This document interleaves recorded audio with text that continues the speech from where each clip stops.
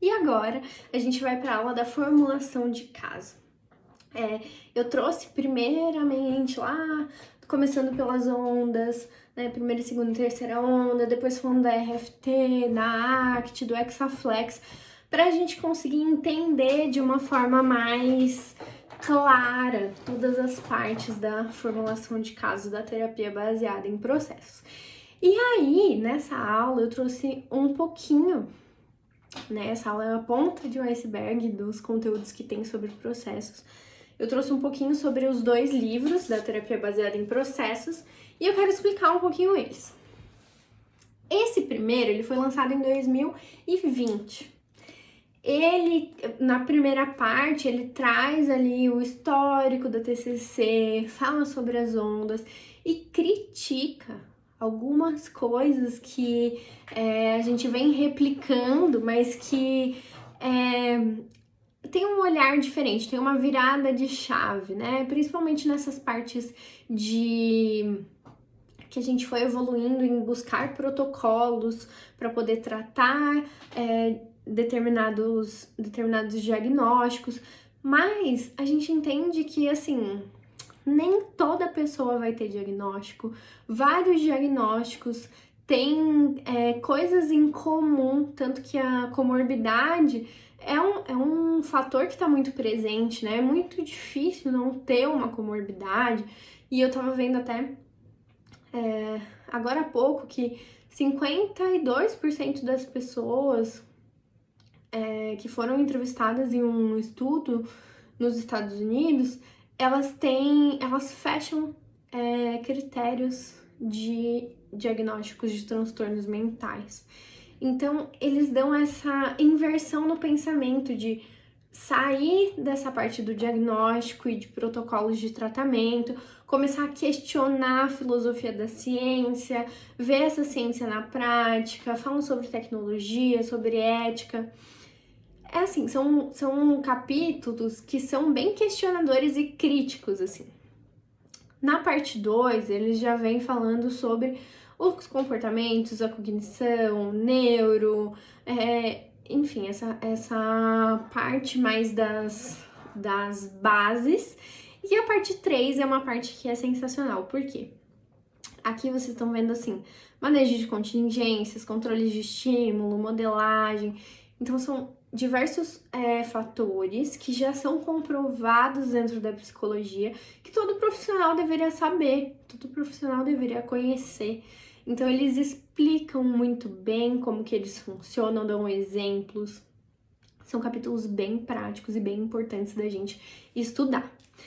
Já no segundo livro, esse daqui, essa fotinha é do congresso de 2023, de abril, do FBTC. O Stephen Hoffman, ele foi lá no congresso, ele deu palestras e ele estava fazendo sessão de autógrafos, então o meu livro tá aqui autografadinho. Foi uma honra conhecer ele é incrível. E nesse livro, eles colocam mais como é que funciona a prática da terapia baseada em processos. Então, eu trouxe aqui alguns exemplos para a gente começar a pensar em como praticar essa terapia baseada em processos. E também vou mostrar a formulação de caso, que eu dei uma modificada para a gente conseguir ter mais facilidade de preencher ela. Então, o que acontece? A terapia baseada em processos, ela vai usar a abordagem da rede, onde a gente vai ver a relação entre componentes que vão formar esses processos. Então, por exemplo, elas podem ter diversos tipos de relações, né? Ela pode ser simples, né? Tipo, de A gera B, então uma história de bullying gerou uma baixa autoestima. Ou então essa relação ela pode ser complexa, porque ela pode ser interligada, né? Pode ter ali um ciclo onde um gera o outro e esse outro também vai gerar o primeiro. Então, o medo de cão e a evitação, eles estão muito conectados, né? E a relação de 3 vias, onde uma experiência traumática pode gerar um ataque de pânico E o ataque de pânico gera evitação, e a evitação é o ataque de pânico. Então, assim, a gente começa a ver que tem diversos eventos sendo conectados e que a gente vai rastrear a forma como eles se conectam. E aí vocês vão ver que a gente vai conseguir criar diversas ligações, porque um evento influencia muitos outros. Então, como esse exemplo aqui que inclusive está no livro. Esses exemplos que eu coloquei aqui no slide, eles estão no livro. A dieta pouco saudável, ela vai influenciar no paciente estar acima do peso, no cansaço, sono irregular, nos problemas cardíacos e hipertensão. Então a gente consegue ver de uma forma muito mais detalhada. Isso é muito importante para quando a gente pensar nas intervenções, porque se a gente intervir em uma coisa, não vai ser só aquela coisa que vai sofrer consequências, né?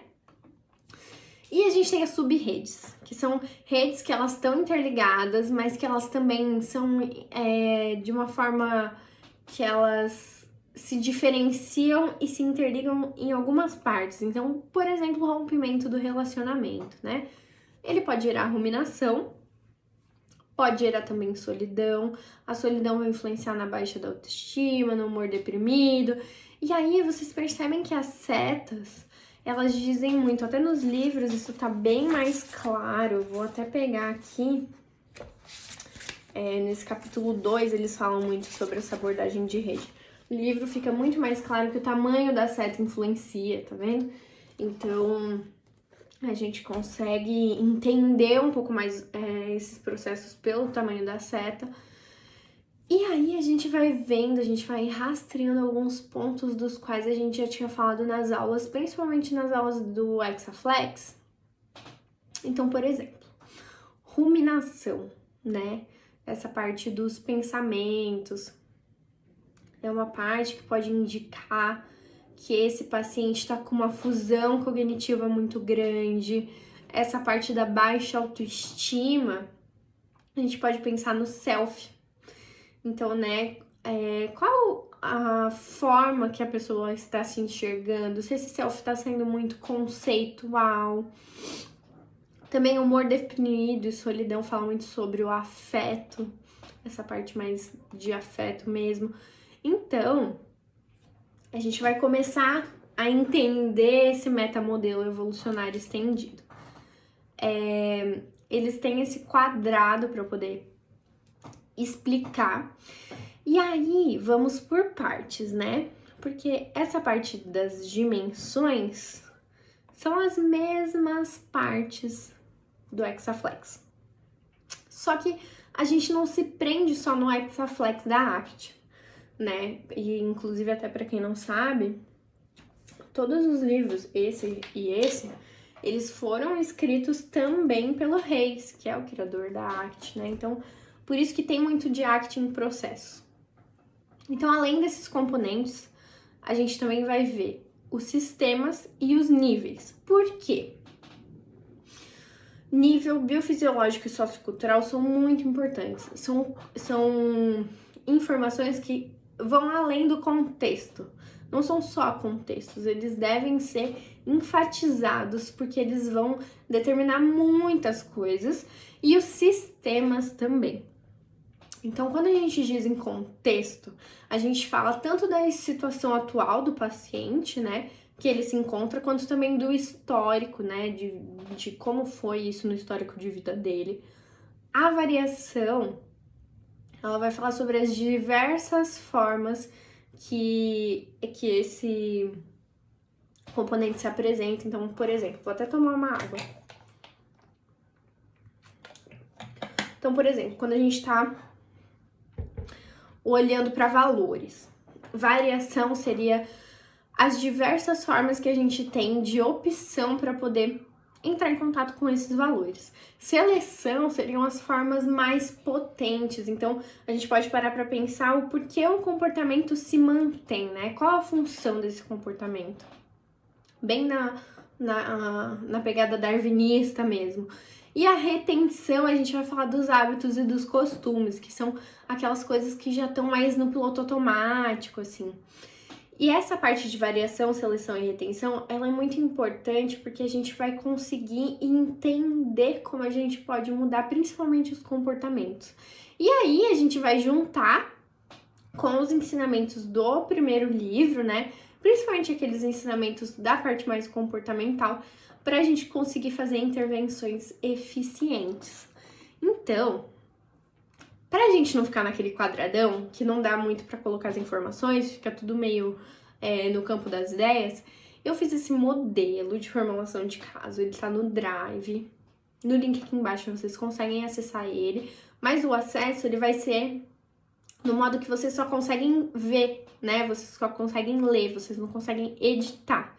Então eu sugiro que você copie esse modelo de formulação de caso para o seu Drive, que daí assim você consegue editar nele. E aí, eu deixei o documento mesmo para vocês conseguirem também fazer do jeito de vocês. Então, se quiserem colocar outras colunas, outras linhas, ou então até somar as coisas que vocês já fazem, como perguntas de anamnese, essas coisas. E aí, nessa parte a gente tem a parte aqui, né, aceitação, difusão, atenção, self, valores, ações comprometidas. Nessa parte do escolher, tem essa diferenciação de mal adaptativo e de adaptativo. Por que eu coloquei aqui, né?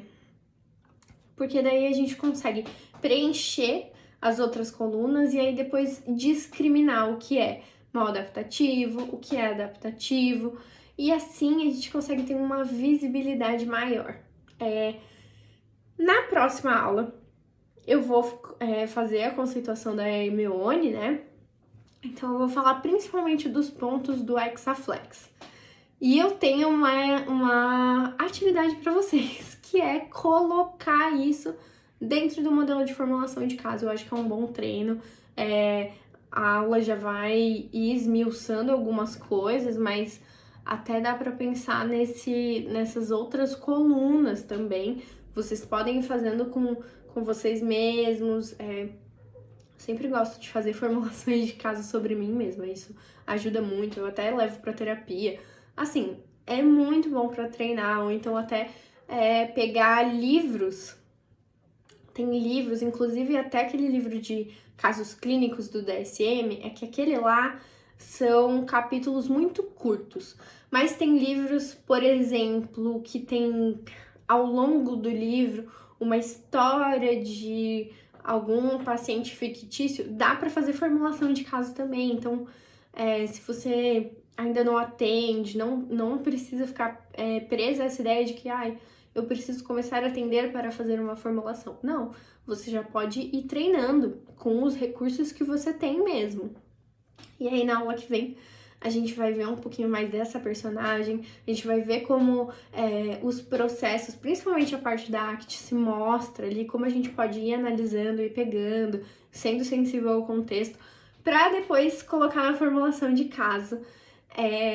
Fiquem à vontade para poder comentar o que vocês acharam, para poder mudar a formulação de vocês. A formulação, ela tem que ser, eu falo que a formulação é uma coisa viva, né? Ela tem que ser prática, ela tem que ser eficiente e ela tem que ser do jeito que você consiga bater o olho e já entender, que você consiga ter facilidade na hora de acrescentar as coisas e não um negócio cheio de páginas e mais páginas de perguntas e coisas escritas que não vai te levar a lugar nenhum, né?